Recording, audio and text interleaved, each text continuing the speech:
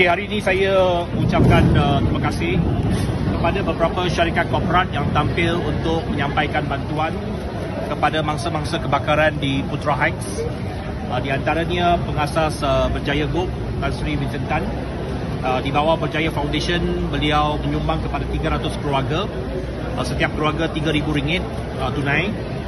Dan juga kepada CEO syarikat Hartanah Patrick Group dari Seremban. Mereka menyumbang kepada 100 keluarga juga RM3,000, dan juga kepada pihak syarikat Kasem yang menyumbangkan 50 kenderaan untuk kegunaan selama tempoh 1 bulan secara percuma. Batch pertama 20 kereta telah pun disampaikan pada hari ini. Ada 30 kereta lagi akan disumbangkan dihantar pada minggu depan. Selain daripada itu, minggu depan juga pada hari Isnin saya juga telah mendapat tajaan motosikal percuma kepada pemilik-pemilik motosikal yang musnah, iaitu ada lebih kurang 63 buah motosikal yang musnah dalam kebakaran ini.